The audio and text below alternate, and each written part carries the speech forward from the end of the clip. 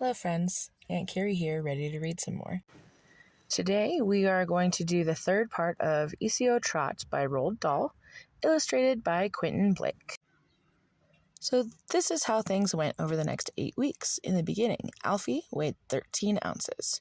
End of first week, tortoise number 2 weighed 15 ounces. End of second week, tortoise number 3 weighed 17 ounces. End of third week, tortoise number 4 weighed 19 ounces. End of fourth week, tortoise number 5 weighed 21 ounces. End of fifth week, tortoise number 6 weighed 23 ounces. End of sixth week, tortoise number 7 weighed 25 ounces. End of seventh week, tortoise number 8 weighed 27 ounces. Alfie's weight was 13 ounces. Tortoise number 8 was 27 ounces. Very slowly, over 7 weeks, Mrs. Silver's pet had more than doubled in size, and good lady hadn't noticed a thing. Even to Mr. Hoppy, peering down over his railing, tortoise number 8 looked pretty big. It was amazing that Mrs. Silver had hardly noticed anything at all during the great operation. Only once had she looked up and said, "You know, Mr. Hoppy, I do believe he's getting a bit bigger. What do you think?" "I can see a lot of differences myself," Mr. Hoppy had answered casually. But now perhaps it was time to call a halt, and that evening Mr. Hoppy was about to go out and suggest to Mrs. Silver that she ought to weigh Alfie when a startled cry from the balcony below brought him outside fast. "Look," Mrs. Silver was shouting. "Alfie is too big to get through the door of his little house. He must have grown enormously." "Weigh him," Mr. Hoppy ordered. "Take him in and weigh him, quick." Mrs. Silver did just that, and in half a minute she was back holding the tortoise in both hands and waving it above her head and shouting, "Guess what, Mr. Hoppy, guess what? He weighs 27 ounces. He's twice as big as he was before. Oh, you darling," she cried, stroking the tortoise. "Oh, you great big wonderful boy. Just look what clever Mr. Hoppy has done for you." Mr. Hoppy suddenly felt very brave. "Mrs. Silver," he said, "do you think I could pop down to your balcony and hold Alfie myself?" "Why, of course you can," Mrs. Silver cried. "Come down at once." Mr. Hoppy rushed down the stairs, and Mrs. Silver opened the door to him. Together they went out on the balcony. "Just look at him," Mrs. Silver said proudly. "Isn't he grand?" "He's a big, good-sized tortoise now," Mr. Hoppy said. "And you did it," Mrs. Silver cried. "You're a miracle man. You are indeed." "But what am I going to do about his house?" Mrs. Silver said. "He must have a house to go into at night, but now he can't get through the door." They were standing on the balcony looking at the tortoise, who was trying to push his way into his house, but he was too big. "I shall have to enlarge the door," Mrs. Silver said. "Don't do that," Mr. Hoppy said. "You mustn't go chopping up such a pretty little house. After all, he only needs to be just a tiny bit smaller and he could get in easily." "How could he possibly get smaller?" Mrs. Silver asked. "That's simple," Mr. Hoppy said. "Change the magic words. Instead of telling him to get bigger and bigger, tell him to get a bit smaller. But in tortoise language, of course." "Will that work?" "Of course it'll work. Tell me exactly what I have to say, Mr. Hoppy." Mr. Hoppy got out a piece of paper and a pencil and wrote, Esio, Trot, tag a tib rimalis, a tib rimalis." "That'll do, Mrs. Silver," he said, handing her the paper. "I don't mind trying it," Mrs. Silver said, "but look here, I wouldn't want him to get titchy small all over again, Mr. Hoppy." "He won't, dear lady, he won't," Mr. Hoppy said. "Say it only tonight and tomorrow morning, and then see what happens. We might be lucky." "If it works," Mrs. Silver said, touching him softly on the arm, "then you are the cleverest man alive."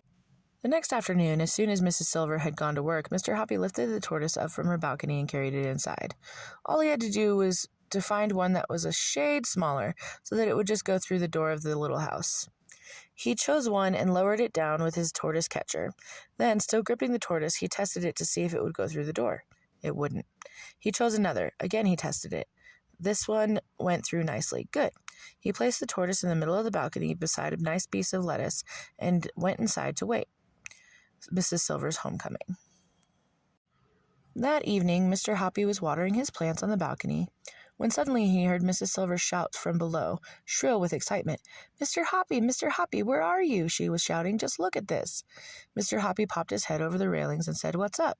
"Oh, Mr. Hoppy, it worked," she was crying. "Your magic words have worked again on Alfie. He can now get through the door of his little house. It's a miracle." "Can I come down and look?" Mr. Hoppy shouted back. "Come down at once, my dear man," Mrs. Silver answered. "Come down and see the wonders you have worked upon my darling Alfie." Mr. Hoppy turned and ran from the balcony into the living room, jumping on tiptoe like a ballet dancer between the sea of tortoises that covered the floor. He flung open his front door and flew down the stairs, 2 at a time, with the love songs of 1,000 cupids ringing in his ears.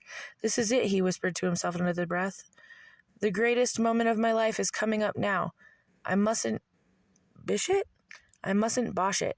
I must keep very calm."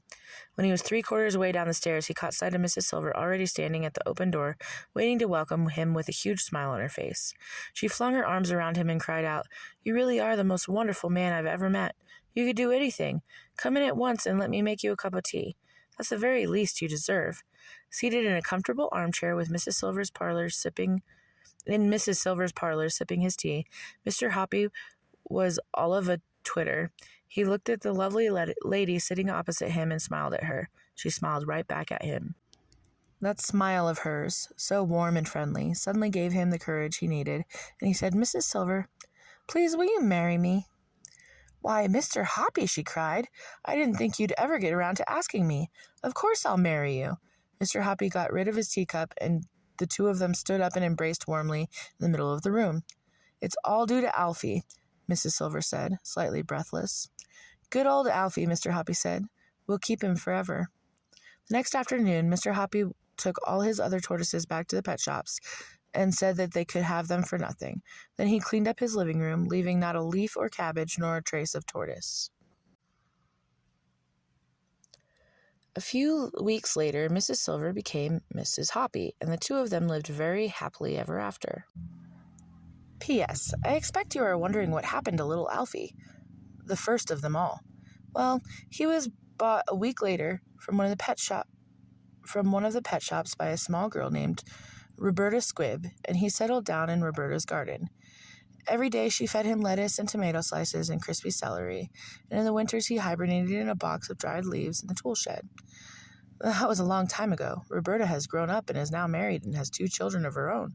She lives in another house, but Alfie is still with her, still the much-loved family pet, and Roberta reckons that by now he must be about 30 years old. It has taken him all that time to grow to twice the size he was when Mrs. Silver had him, but he made it in the end. Well, that's the end of that cute little book. If you liked this and the other ones that I posted, please follow me so you can hear more. I hope you have a wonderful day.